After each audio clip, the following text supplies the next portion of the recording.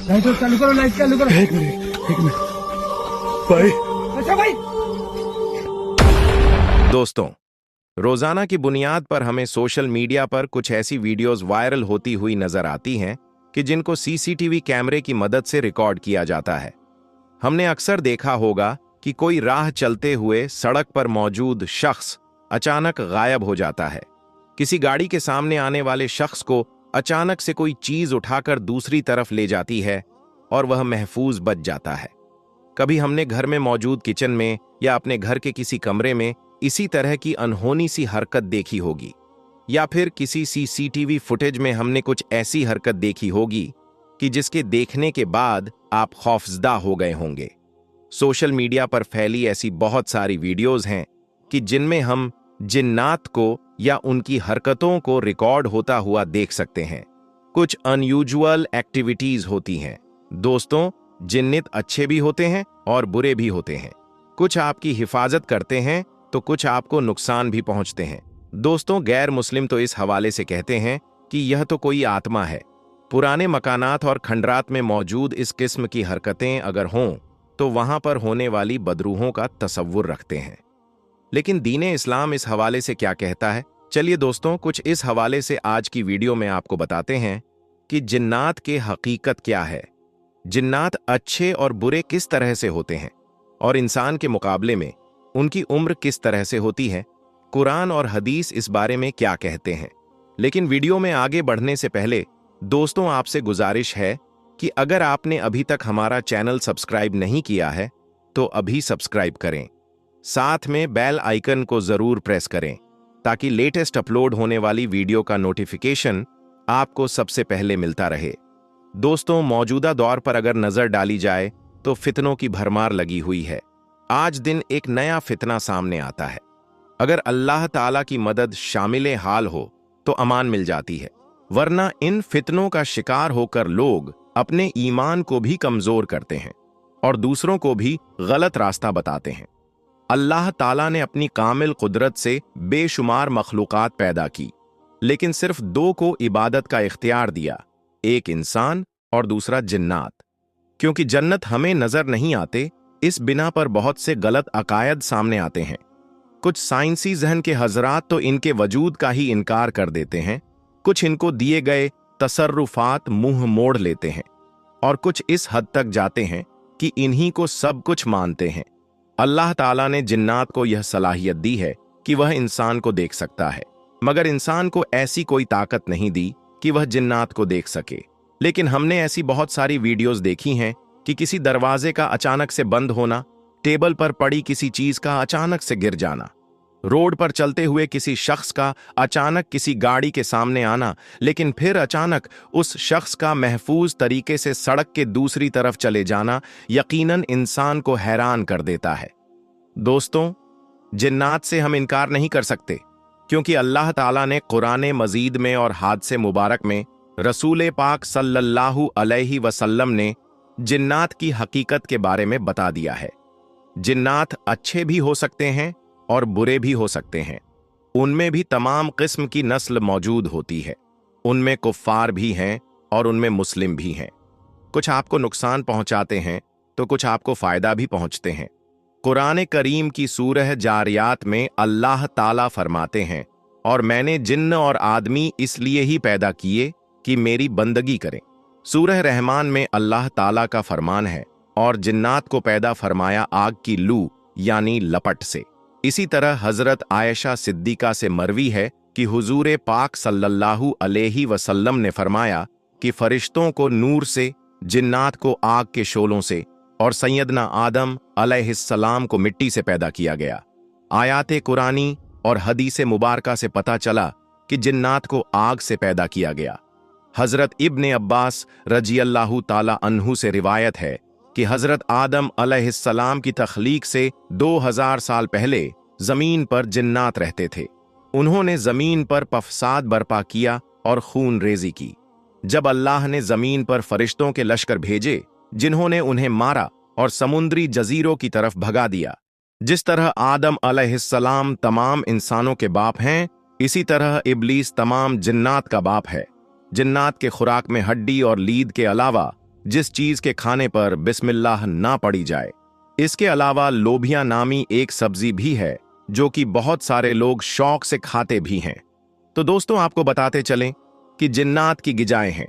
जिन्नात अक्सर व बेशतर नजासत की जगह पर होते हैं, जैसे टॉयलेट, कचरे के ढेर और गुसलखाने वगैरह जो हैं, वहां पर यह रहते हैं। इसके अलावा जिन्नात टीलों, वादियों, बिलों, सुराखों, वैरानों में और इंसानों के साथ भी रहते हैं। चिकनाई वाले कपड़े और झाड़ियां में भी जिन्नात रहते हैं। अगर जिन्नात की एग्जाम के हवाले से बात की जाए तो अल्लामा बदरुद्दीन मोहम्मदी अहमद ऐनी बुखारी शरीफ की शरह अब्दुल कारी में जिन्नात अक्सर एग्जाम तहरीम करते हैं। इनमें पहली किस्म है हॉल की। ये सबसे ज्यादा खतरनाक और खबीस जिन्न है जो किसी से मानुस नहीं होता। जंगलात में रहता है, मुख्तलिफ शक्लें बदलता रहता है और रात के वक्त दिखाई देता है और तन्हा सफर करने वाले मुसाफिर को अमूमन दिखाई देता है जो उसे अपने जैसा इंसान समझ बैठता है। यह उस मुसाफिर को रास्ते से भटकाता है। दूसरी किस्म है साला। यह भी जंगलों में रहता है। जब यह किसी इंसान को देखता है तो उसके सामने नाचना शुरू कर देता है और चूहा बिल्ली का खेल खेलता है।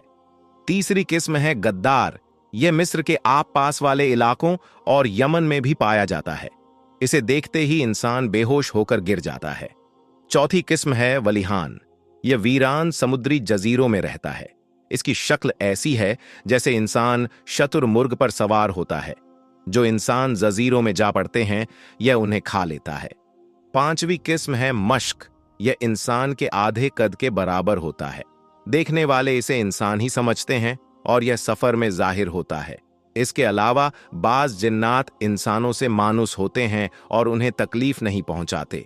बाज जिन्नात कुंवारी लड़कियों को उठा ले जाते हैं। बाज कुत्ते की शक्ल के होते हैं, बाज छिपकली की शक्ल में भी होते हैं। जिन्नात की शक्ल को अल्लाह ताला ने यह अदराक दिया है कि वह इंसानों को देख सके, लेकिन इंसानों को यह कमाल नहीं मिला कि वह जिन्नात को देख पाए। हाँ, जिन्नात अगर किसी और शक्ल में जाहिर हों तो फिर उस देखा जा सकता है। इमाम शाफी रहमतुल्लाह अलैह कहते हैं कि जो आदिल शख्स यह गुमान करे कि उसने जिनको देखा है असल शक्ल में, तो मैं उसकी गवाही को बातिल कर देता हूं। जिन्नात में मोमिनीन भी हैं जो कि नमाज भी पढ़ते हैं, रोज भी रखते हैं, हज भी करते हैं, तिलावत कुरान भी करते हैं। अगरचह इंसानों का इसका पता नहीं चलता, लेकिन यह तमाम बातें मुस्लिम जिन्नात में पाई जाती हैं। जिस तरह इंसानों में कुफ्फार मौजूद है, इसी तरह जिन्नात में भी कुफ्फार है। इसी तरह अच्छे और बुरे जिन्नात भी हैं, जिनमें तिलावत करने वाले जिन्नात, खौफे खुदा की वजह से जान से गुजरने वाले तहज्जुद गुजार जिन्नात, यहां तक कि काबा मुशर्रफ का तवाफ करने वाले नेक जिन्नात भी होते हैं। जहां तक बात की जाए जिन्नात की उम्र की, तो इनकी उम्र बहुत लंबी होती है। कुछ लोग इस अकीदे के मालिक हैं कि अल्लाह ने जिन्नात को कोई तसर्रुफ, कोई ताकत नहीं दी, और कुछ का कहना है कि जिन्नात बहुत ज्यादा ताकत मिली है। अल्लाह ताला ने जिन्नात को कितनी कुव्वत अता फरमाई, कुरान और हदीस और कुछ रिवायत से इस दिमागी खलिश को भी अपने दिमागों से दूर करने की कोशिश करें। तख्ते बिल्कीस जो 80 गज लंबा और 40 हाथ जोड़ा था। हजरत सुलेमान अलैहिस्सलाम ने बिल्कीस के कासिद और तोहफे ठुकराकर उसे मुसलमान होने का हुक्म भेजा और दरबार में हाजिरी को कहा। आप अलैहिस्सलाम की ख्वाहिश थी कि उससे पहले उसका तख्त आ जाए, इसलिए आपने अपने दरबारी से फरमाया, तुम में कौन है कि वह इस तख्त को मेरे पास ले आए, इससे पहले कि वह मेरे हुजूर मदी होकर हाजिर हों। एक बड़ा खबीस जिन बोला, मैं वह तख्त आपके हुजूर हाजिर कर दूंगा, इससे पहले कि आप इजलास बर्खास्त करें, और मैं बेशकीमत, कुव्वत और अमानतदार हूं। तो दोस्तों, मुसलमान होने के नाते हम जिन्नात का इनकार नहीं कर सकते, क्योंकि कुरान और हदीस मुबारका में बता दिया गया है कि जिन की मौजूदगी है, यह भी इंसानों की तरह अल्लाह ताला की एक मखलूक है, और अपने आसपास होने वाली कुछ ऐसी अनयूजुअल एक्टिविटीज की अमूमन सीसीटीवी कैमरास में रिकॉर्ड होती हैं, उनके जरिए से भी हम इस मखलूक को देख सकते हैं, इसको महसूस कर सकते हैं। और दोस्तों, वीडियो के आखिर में आपसे पूछना चाहूंगा कि क्या आपने भी कभी जिन्नात को देखा है, या आपको उनकी मौजूदगी का एहसास हुआ है? अगर हुआ है तो किस तरह से? और क्या आप अकेले में या फिर वीरान रास्ते या वीरान जगह पर जाने से कतराते हैं?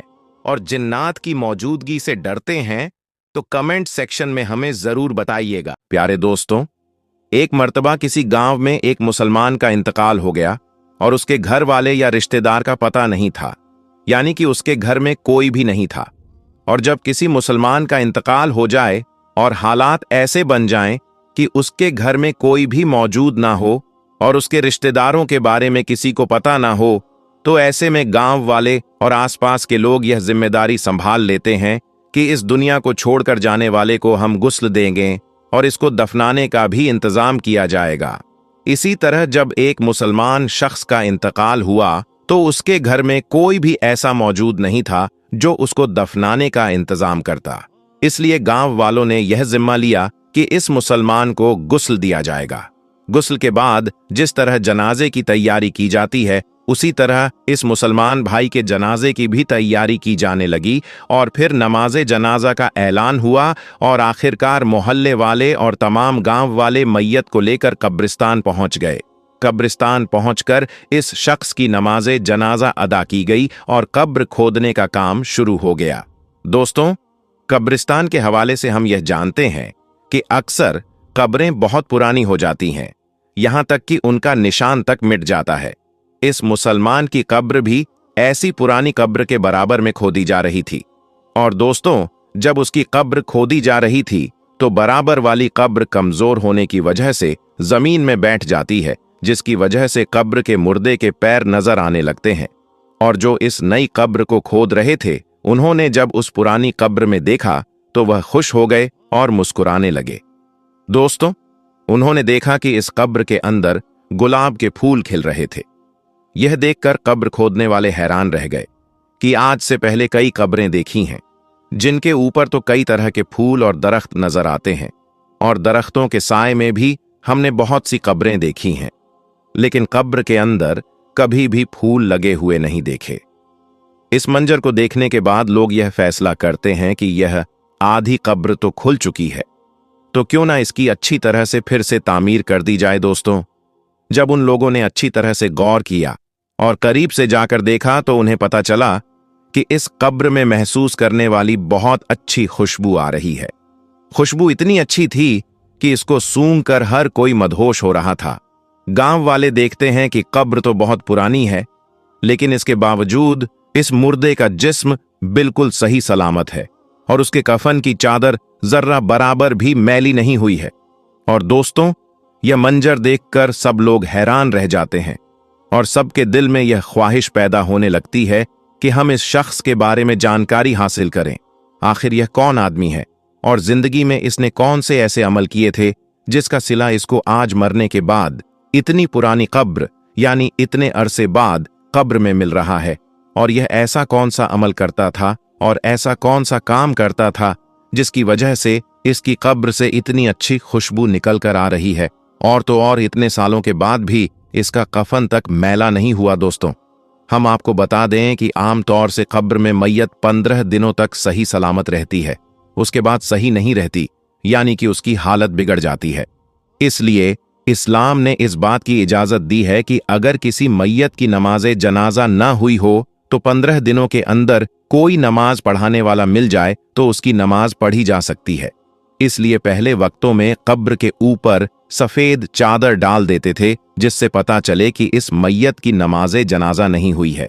और अगर कोई शख्स नमाज़े जनाजा पढ़ने वाला उस कब्र के पास से गुजरता था तो वह नमाज पढ़ दिया करता था और चादर को लपेट कर रख देता था।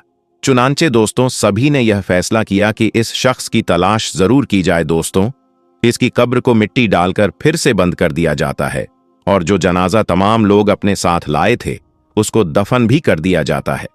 फिर इसके बाद लोग आसपास के तमाम गांव में फैल जाते हैं और इस कब्र के मुर्दे के घर वालों की तलाश शुरू कर देते हैं। आखिरकार कई रोज सख्त मेहनत के बाद और बुजुर्गों के मशवरे के बाद उन्हें यह पता चल जाता है कि आखिर यह शख्स कौन था। फिर कुछ लोग इकट्ठा होकर उसके घर पहुंच जाते हैं जहां वह शख्स कभी रहा करता था। बज़ाहिर घर देखने में बहुत पुराना लग रहा था और घर को देखकर यह नहीं लगता था कि यहां कोई रहता होगा। लोग उस घर का दरवाजा खटखटाते हैं, जिसके बाद अंदर से बहुत कमजोर सी आवाज आती है, दरवाजा खुला है, आ जाओ। गांव वाले मिलकर घर में दाखिल होते हैं और दोस्तों, जब वह घर में जाते हैं तो देखते हैं कि इस घर में बहुत कमजोर औरत मुकीम है, जिसकी उम्र बहुत ज्यादा हो चुकी है और उसका जिस्म इंतहाई कमजोर हो चुका है। चुनांचे यह लोग उसके पास पहुंच जाते हैं और उससे सवाल करते हैं कि फला कब्रिस्तान में उस जगह एक कब्र है। बताया गया है कि उस कब्र का ताल्लुक आपके घर से है, तो आप हमें बताएं कि वह कब्र किसकी है, और हमें यह भी बताएं कि हमने कब्र में एक बहुत अजीब मंजर देखा है कि उस कब्र के अंदर से खुशबू आ रही थी और गुलाब के फूल कब्र के अंदर खिले थे, और यहां तक कि कब्र के मुर्दे का जिस्म बिल्कुल सही सलामत था और उसका कफन तक मेला नहीं हुआ था। आखिर वह शख्स कौन था? यह सुनकर वह बूढ़ी औरत एक लम्हे को तो खामोश रहती है और फिर कहती है कि जिस कब्र का तुम जिक्र कर रहे हो वह मेरे शौहर की कब्र है। जवानी में ही उसका इंतकाल हो गया था और वह मुझे छोड़कर चला गया था। लोग सवाल करते हैं कि आखिर आपके शौहर ऐसा कौन सा अमल करते थे कि आज भी उनका जिस्म बिल्कुल सही सलामत है और कब्र में से खुशबू उठ रही है। तो वो औरत कहती है, मुझे कुछ तो ज्यादा याद नहीं, क्योंकि मेरी याददाश्त बहुत कमजोर हो चुकी है, लेकिन हां, एक ऐसा अमल जरूर था जो मुझे आज भी याद है, और मेरा शौहर रोजाना वह अमल दोहराया करता था। और वह अमल यह था कि वह जब रोज सुबह फजर की नमाज अदा करने मस्जिद में जाते थे तो वह देखते थे कि लोग नमाज के बाद कुरान की तिलावत करने के लिए मस्जिद में बैठ जाते हैं और वहां बैठकर कुरान पाक पढ़ते रहते हैं। लेकिन मेरे शौहर को कुरान पाक पढ़ना नहीं आता था और वह इस बात पर बहुत गमगीन होते थे और रोने की हालत में घर आते थे और आकर कहते थे कि मैं कितना बदनसीब हूं कि मुझे कुरान पाक पढ़ना नहीं आता है। हाँ, वह घर में रखे कुरान को अदब से चूमकर अपने सीने पर लगाते थे और उनकी आंखों से आंसू जारी रहते थे, और कुरान पाक को खोलकर जो भी आयतें उनके सामने आती थीं, उन पर वह अपना माथा फेरते और कहते थे कि अल्लाह, तूने इस किताब में जो कहा है वह हक है और तू सबसे बड़ा सच्चा है और तेरी किताब सच्ची है। और वह काफी देर तक मुख्तलिफ आयत पर हाथ फेर कर यह अल्फाज दोहराते रहते थे और उनके आंसू लगातार बहते रहते थे। उसके बाद वह कुरान चूमकर उसे सीने से लगा लेते थे और उसको अपनी जगह पर रख देते थे, और यह काम मेरा शौहर रोजाना किया करता था। मुझे लगता है कि यह वही अमल है जिसकी वजह से उनकी कब्र से यह खुशबू महक रही है। दोस्तों, कुरान पाक से मोहब्बत की एक छोटी सी मिसाल आपके सामने पेश की गई है। आजकल कितने ही ऐसे लोग हैं जिनको कुरान पाक पढ़ना भी आता है, फिर भी वह कुरान पाक नहीं पढ़ते हैं, बल्कि बाज लोग तो ऐसे हैं जो कुरान पाक पढ़ने के बाद उसको भूल चुके हैं। दोस्तों, हदीस में आया है कि जो शख्स कुरान पढ़कर भुला दे वह शख्स अल्लाह के सामने कोढ़ी हाजिर होगा। अल्लाह हमारी हिफाजत फरमाए। दोस्तों, अजमेर दरगाह में कुछ दिनों पहले कैमरे में कुछ ऐसा दिखा जिसे लोग देखकर हैरान रह गए। अगर आप भी यह वीडियो देखोगे तो आपके भी होश उड़ जाएंगे। काफी दिनों से यह वीडियो बहुत वायरल हो रहा है। आखिर इसके पीछे की हकीकत क्या है? यहां तक कि जब अजमेर दरगाह के खादिम लोगों ने सीसीटीवी फुटेज चेक किया तो वह लोग भी हैरान रह गए। आखिर क्या था उस फुटेज में? इसीलिए मेरे प्यारे दोस्तों, इस वीडियो को आखिर तक जरूर देखना। प्यारे दोस्तों, यह सीसीटीवी वीडियो दिखाने से पहले आपकी नॉलेज में थोड़ा सा इजाफा कर देते हैं कि अजमेर दरगाह का इतिहास क्या है। क्या अजमेर में कोई मंदिर हुआ करता था? तो चलिए दोस्तों, वीडियो को लाइक करते हुए अपने इस सफर को शुरू करते हैं।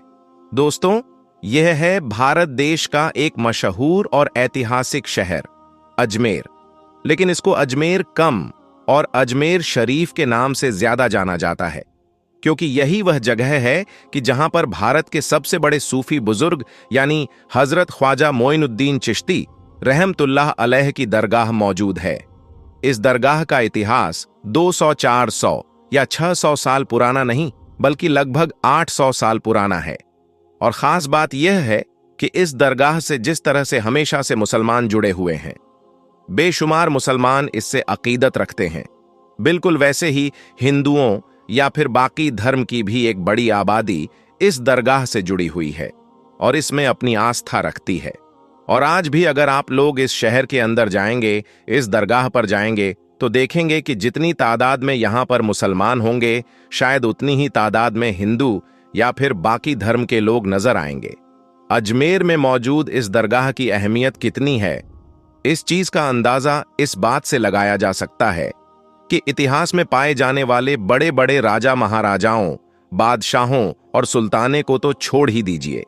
आज के दौर में भी भारत के अंदर सरकार चाहे कांग्रेस की हो या फिर भाजपा की हो, देश के बड़े बड़े मिनिस्टर्स यहां पर अपनी चादर वगैरह जरूर भेजते हैं। इसी साल ही यानी 2025 के जनवरी के महीने में मौजूदा प्रधानमंत्री नरेंद्र मोदी ने भी यहां पर चढ़ाने के लिए एक चादर पेश की थी। अब अगर कुछ इंटरेस्टिंग हिस्टोरिकल फैक्ट्स पर नजर डालें तो भारत के इतिहास के एक बहुत ताकतवर और मशहूर मुगल बादशाह मतलब के अकबर से जुड़ी हुई एक बहुत बड़ी जबरदस्त चीज मिलती है। किताबों में लिखा हुआ है कि जलालुद्दीन मोहम्मद अकबर के जिनका भारत पर राज चला करता था, वैसे तो उनके पास सब कुछ था, लेकिन उनको एक ही चीज का अफसोस रहता था और वह था औलाद ना होने का। उनको 2 बेटे हुए भी थे जिनका नाम उन्होंने हसन और हुसैन रखा था, लेकिन उनकी एक ही महीने के अंदर मौत हो गई थी। अबू फजल की मशहूर किताब आईनाए अकबरी के मुताबिक एक बार अकबर को कहीं से यह खबर मिली कि अजमेर के अंदर एक मशहूर और बड़े सूफी बुजुर्ग यानी कि ख्वाजा मोइनुद्दीन चिश्ती रहमतुल्लाह अलैह की दरगाह है। वहां पर जो भी मन्नत मांगी जाती है वह पूरी हो जाती है। इसीलिए अब अकबर ने भी यह मन्नत मांगी कि अगर उसको एक बेटा पैदा होता है तो वह इस दरगाह पर हाजिरी लगाने आएगा, वह भी पैदल चलकर।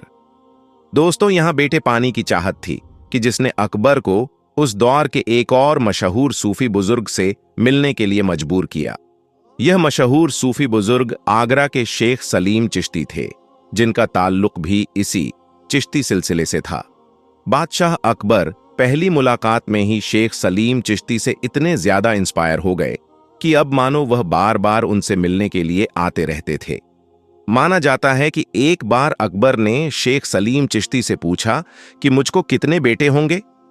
शेख सलीम ने जवाब दिया कि 3 बेटे होंगे, और बिल्कुल हुए भी, क्योंकि कुछ सालों के बाद ही अब अकबर का पहला बेटा पैदा हो चुका था। शेख सलीम चिश्ती की निस्बत से ही अकबर बादशाह ने अपने पहले बेटे का नाम सलीम रखा, और यही वह सलीम था कि जो आगे जाकर बादशाह जहांगीर के नाम से जाना गया। प्यारे दोस्तों, एक बार बादशाह अकबर ने अपने सूफी बुजुर्ग यानी कि शेख सलीम चिश्ती से पूछा कि आप कितने वक्त और इस दुनिया में हमारे साथ जिंदा रहेंगे। इसके जवाब में शेख सलीम चिश्ती ने कहा था कि जब तक शहजादा सलीम अपना पहला सबक याद करके उसको हू बहू दोहरा ना दे। अकबर ने जैसे ही यह सुना फौरन अपने बेटे सलीम का पढ़ना लिखना सब कुछ बंद करवा दिया और इस चीज पर नजर रखने लगा। लेकिन फिर भी अचानक से एक दिन हुआ यह कि सलीम ने कुछ सुना और उसको हू बहू वैसे ही दोहरा दिया। नतीजा यह हुआ कि अगले ही दिन शेख सलीम चिश्ती की तबीयत धीरे धीरे खराब होना शुरू हुई और कुछ दिनों के बाद ही शेख सलीम चिश्ती इस दुनिया से रुखसत हो गए। लेकिन शेख सलीम चिश्ती की वफात के बाद भी अकबर ने चिश्ती सिलसिले का जो मेन केंद्र था यानी हेडक्वार्टर था, मतलब कि अजमेर शरीफ, वहां पर जाना जारी रखा था। न सिर्फ जाना जारी रखा बल्कि वहां पर अकबर की तरफ से बहुत सारे तोहफे वगैरह भी दिए जाते थे। अब अगर ख्वाजा मोइनुद्दीन चिश्ती रहमतुल्लाह अलैह की जिंदगी पर नजर डालें कि जिनकी अजमेर शरीफ में दरगाह है, मतलब कि कब्र मुबारक है, तो किताबों से पता चलता है कि ख्वाजा मोइनुद्दीन चिश्ती अजमेरी रहमतुल्लाह अलैह की पैदाइश 1141 ईस्वी के आसपास में ईरान के शहर सिस्तान में हुई थी। बहुत कम उम्र में ही माँ बाप के चले जाने के बाद यह सूफिज्म से इंस्पायर हो चुके थे और बाद में इन्होंने बुखारा शहर का सफर किया, जो उस वक्त में काफी मशहूर सेंटर हुआ करता था। आज के दौर के हिसाब से देखें तो उज्बेकिस्तान देश के अंदर यह हुआ करता है। यहां पर जाकर ही उनकी मुलाकात चिश्ती सिलसिले के ही एक सूफी बुजुर्ग यानी कि हजरत ख्वाजा उस्मान हारूनी रहमतुल्लाह अलैह से हुई थी, जो आगे चलकर उनके सबसे बड़े उस्ताद मतलब कि टीचर साबित हुए। इन दोनों ने मिलकर साथ में मक्का और मदीना का सफर भी तय किया था और ऐसे ही सफर के दौरान एक दिन ख्वाब में हजरत ख्वाजा मोइनुद्दीन चिश्ती रहमतुल्लाह अलैह को इमामुल अंबिया जनाबे मोहम्मद मुस्तफ़ा सल्लल्लाहु अलैहि वसल्लम का दीदार हुआ और उनकी तरफ से ही इनको हिंदुस्तान के दिल्ली जाने का हुक्म दिया गया और यहां से ही फिर हजरत ख्वाजा मोइनुद्दीन चिश्ती का हिंदुस्तान का सफर शुरू हुआ। माना जाता है कि 12वीं सदी के आखिर में यह दिल्ली आ चुके थे और उसके बाद अजमेर पहुंचे और अजमेर में जाकर ही इनको वह नाम मिला कि जो आज तक सबसे ज्यादा मशहूर है, मतलब कि गरीब नवाज। दोस्तों, अब आपको वह वीडियो दिखाते हैं जिस वजह से आपने इस वीडियो पर क्लिक किया था, जो बहुत ही ज्यादा वायरल हो रहा है। आप इसको गौर से देखना। प्यारे दोस्तों, आप देख रहे हैं कि एक रोशनी एग्जैक्टली हजरत ख्वाजा मोइनुद्दीन चिश्ती रहमतुल्लाह अलैह की दरगाह के गुंबद के कलश के एग्जैक्टली ऊपर है और इसको हमने राउंड भी किया हुआ है ताकि आपको देखने में आसानी हो। दोस्तों, यह सफेद रोशनी लोग जिसे करामत कह रहे हैं, लेकिन हमारी अंडरस्टैंडिंग यह कहती है कि आपने देखा होगा कि गुंबद के ऊपर लाइट की वायर्स भी गई हुई हैं। तो हो सकता है कि यह कोई करंट स्पार्क हो या कोई शॉर्ट सर्किट हो। किसी ने वीडियो ऐसे ही बनाई है या किसी ने इसमें कोई शरारत की है। प्यारे दोस्तों, यह हकीकत है या फिर कोई ग्राफिक्स का इस्तेमाल किया गया है, वह हमको नहीं मालूम, अल्लाह ही बेहतर जानता है। लेकिन यह वीडियो बहुत ही वायरल हो रही है। यह एडिटिंग या ग्राफिक्स का कमाल है या फिर यह ख्वाजा गरीब नवाज की कोई ऐसी करामात है? आपको क्या लगता है इस बारे में? हमें जरूर बताइएगा।